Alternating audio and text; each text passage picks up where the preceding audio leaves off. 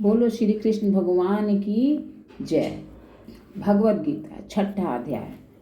श्री भगवान बोले कि जो पुरुष कर्म फल का आश्रय न लेकर करने योग्य कर्म करता है वह सन्यासी तथा योगी है, और केवल अग्नि का त्याग करने वाला सन्यासी नहीं है तथा केवल क्रियाओं का त्याग करने वाला योगी नहीं है। हे अर्जुन, जिसको सन्यास ऐसा कहते हैं उसी को तू योग जान, क्योंकि संकल्पों का त्याग न करने वाला कोई भी पुरुष योगी नहीं होता। योग में आरूढ़ होने की इच्छा वाले मननशील पुरुष के लिए योग की प्राप्ति में निष्काम भाव से कर्म करना ही हेतु कहा जाता है कि योगारूढ़ हो जाने पर उस योगारूढ़ पुरुष का जो सर्व संकल्पों का अभाव है वही कल्याण में हेतु कहा जाता है कि जिस काल में न तो इंद्रियों के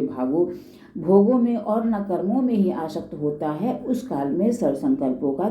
त्यागी पुरुष योगारूढ़ कहा जाता है। अपने द्वारा अपना संसार समुद्र से उद्धार करें और अपने को अधोगति में न डाले, क्योंकि यह मनुष्य आप ही तो अपना मित्र है और आप ही अपना शत्रु हैं। जिस जीवात्मा द्वारा मन और इंद्रियों सहित शरीर जीता हुआ है, उस जीवात्मा को तो वह आप ही मित्र हैं और उसके द्वारा मन तथा इंद्रियों सहित शरीर नहीं जीता गया है। इसके लिए वह आप ही शत्रु के सदृश शत्रुता में बरतता है। सर्दी गर्मी और सुख दुख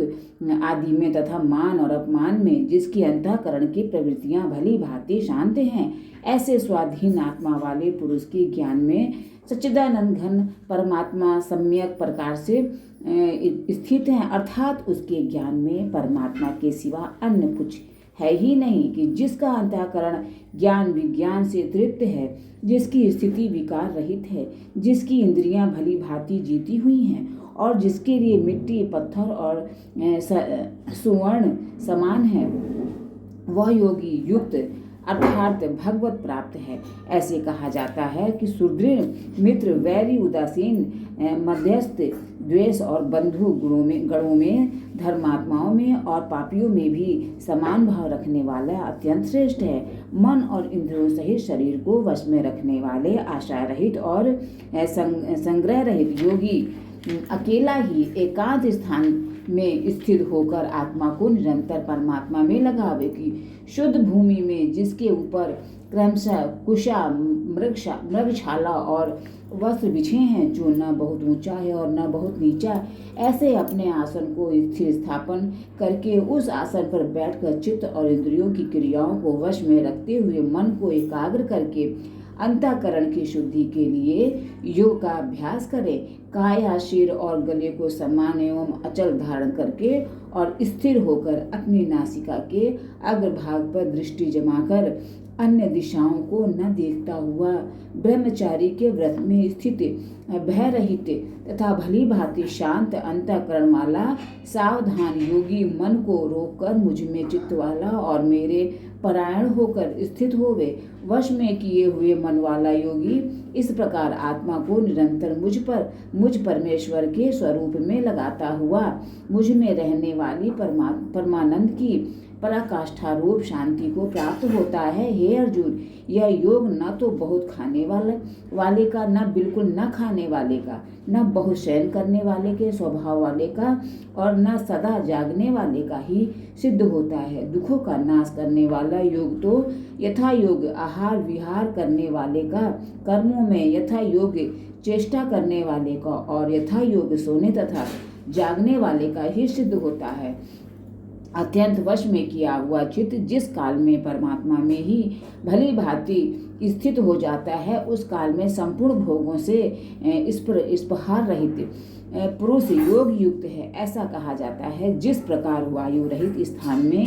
स्थित दीपक चलायमान नहीं होता, वैसा ही उपमा परमात्मा के ध्यान में लगे हुए योगी के जीते हुए चित्त की कही गई है कि योग के अभ्यास से निरुद्ध चित्त जिस अवस्था में उपराम हो जाता है और जिस अवस्था में परमात्मा के ध्यान से शुद्ध हुई सूक्ष्म बुद्धि द्वारा परमात्मा को साक्षात करता हुआ सच्चिदानंद घन परमात्मा में ही संतुष्ट रहता है, इंद्रियों से अतीत केवल शुद्ध हुई सूक्ष्म बुद्धि द्वारा ग्रहण करने योग जो अत्यंत अनंत आनंद है, उसको जिस अवस्था में अनुभव करता है और जिस अवस्था में स्थित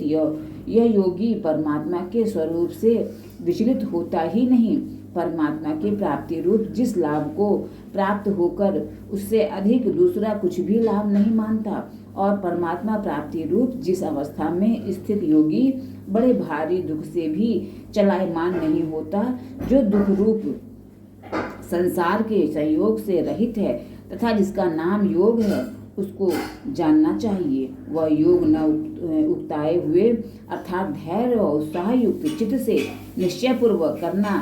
कर्तव्य है। संकल्प से उत्पन्न होने वाली संपूर्ण कामनाओं को निशेष रूप से त्याग कर और मन के द्वारा इंद्रियों के समुदाय को सभी ओर से भली भांति रोककर क्रम से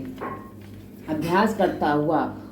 उपरति को प्राप्त तथा धैर्य युक्त बुद्धि के द्वारा मन को परमात्मा में स्थित करके परमात्मा के सिवा और कुछ भी चिंतन न करें। यह स्थिर न रहने वाला और चंचल मन जिस सत्य आदि विषय के निमित्त से संसार में विचरता है, उस विषय से रोककर यानी हटाकर इसे बार बार परमात्मा में ही निरुद्ध करें, क्योंकि जिसका मन भली प्रकार शांत है, जो पाप से रहित है और जिसका रजोगुण शांत हो गया है, ऐसे इस सच्चिदानंद घन ब्रह्म के साथ एक ही भाव हुए योगी को उत्तम आनंद प्राप्त होता है। वह पाप रहित योगी इस प्रकार निरंतर आत्मा को परमात्मा में लगाता हुआ सुख पूर्वक परब्रह्म परमात्मा की प्राप्ति रूप अनंत आनंद का अनुभव करता है। सर्वव्यापी अनंत चेतन में एक ही भाव से स्थिति रूप योग से युक्त आत्मा वाला तथा सब में समभाव से देखने वाला योगी आत्मा को संपूर्ण भूतों में स्थित और संपूर्ण भूतों को आत्मा में कल्पित देखता है। जो पुरुष संपूर्ण भूतों में सबके आत्म रूप मुझ वासुदेव को ही व्यापक देखता है और संपूर्ण भूतों को मुझ वासुदेव के अंतर्गत देखता है, उसके लिए मैं अदृश्य नहीं होता और वह मेरे लिए अदृश्य नहीं होता। जो पुरुष एक ही भाव में स्थित होकर संपूर्ण भूतों में आत्म रूप से स्थित मुझ सच्चिदानंद घन वासुदेव को भजता है, वह योगी सब प्रकार से बरतता हुआ भी मुझ में ही बरतता है। हे अर्जुन, जो योगी अपनी भांति संपूर्ण भूतों में सम देखता है और सुख अथवा दुख को भी सब में सम देखता है, वह योगी परम श्रेष्ठ माना गया है। कि अर्जुन बोले, हे मधुसूदन, जो यह योग आपने संभाव से कहा है, मन के चंचल होने से मैं इसकी नित्य स्थिति को नहीं देखता हूँ, क्योंकि हे कृष्ण, यह मन बड़ा चंचल प्रमथन स्वभाव वाला बड़ा दृढ़ और बलवान है, इसलिए उसका वश में करना मैं वायु को रोकने की भांति अत्यंत दुष्कर मानता हूँ। कि श्री भगवान बोले कि हे महाभाव, निसंदेह मनो चंचल और कठिनता से वश में होने वाला है, परंतु हे कुंती पुत्र अर्जुन, यह अभ्यास और वैराग्य से वश में होता है। जिसका मन वश में किया हुआ नहीं है, ऐसे पुरुष द्वारा योग्य दुष्प्राप्य है, और वश में किए हुए मन वाले प्रयत्नशील पुरुष द्वारा साधन से उसका प्राप्त होना सहज है। यह मेरा मत है। अर्जुन बोले, हे श्री कृष्ण, जो योग में सदा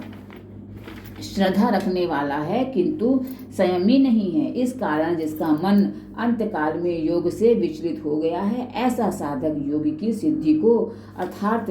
भगवत साक्षात्कार को न प्राप्त होकर किस गति को प्राप्त होता है। हे महाभाव, क्या वह भगवत प्राप्ति के मार्ग में मोहित और आश्चर्य रहित पुरुष छिन्न भिन्न बादल की भांति दोनों ओर से भ्रष्ट होकर नष्ट तो नहीं हो जाता। हे श्री कृष्ण, मेरे इस संशय को संपूर्ण रूप से छेदन करने के लिए आप ही योग्य हैं, क्योंकि आपके सिवा दूसरा इस संशय का छेदन करने वाला मिलना संभव नहीं है। कि श्री भगवान बोले, हे पार्थ, उस पुरुष का न तो इस लोक में नाश होता है और न ही परलोक में ही, क्योंकि हे प्यारे, आत्मोद्वार के लिए अर्थात भगवत प्राप्ति के लिए कर्म करने वाला कोई भी मनुष्य दुर्गति को प्राप्त नहीं होता। योग भ्रष्ट पुरुष पुण्यवानों के लोकों को अर्थात स्वर्ग आदि उत्तम लोकों को प्राप्त होकर उनमें बहुत वर्षों तक निवास करके फिर शुद्ध आचरण वाले श्रीमान पुरुषों के घर में जन्म लेता है। अथवा वैराग्यवान पुरुष उन लोकों में न जाकर ज्ञानवान योगियों के ही कुल में जन्म लेता है, परंतु इस प्रकार का जो यह जन्म है सो संसार में निसंदेह अत्यंत दुर्लभ है। वहाँ उस पहले शरीर में संग्रह किए हुए बुद्धि संयोग को अर्थात समबुद्धि रूप योग के संस्कारों को अनायास ही प्राप्त होता है।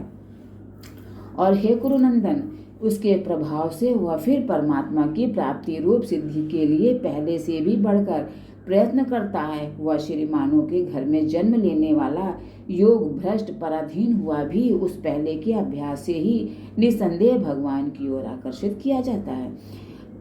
तथा समबुद्धि रूप योग का जिज्ञासु भी वेद में कहे हुए सकाम कर्मों के फल को उल्लंघन कर जाता है, परंतु प्रयत्न पूर्वक अभ्यास करने वाला योगी तो पिछले अनेक जन्मों के संस्कार बल से इसी जन्म में संसिद्ध होकर संपूर्ण पापों से रहित हो फिर तत्काल ही परम गति को प्राप्त हो जाता है। योगी तपस्वियों से श्रेष्ठ है, शास्त्र ज्ञानियों से भी श्रेष्ठ माना गया है और सकाम कर्म करने वालों से भी योगी श्रेष्ठ है। इससे हे अर्जुन, तू योगी हो। संपूर्ण योगियों में भी जो श्रद्धावान योगी मुझ में लगे हुए अंतरात्मा से मुझको निरंतर भजता है, वह योगी मुझे परम श्रेष्ठ मान्य है। बोलो कृष्ण भगवान की जय।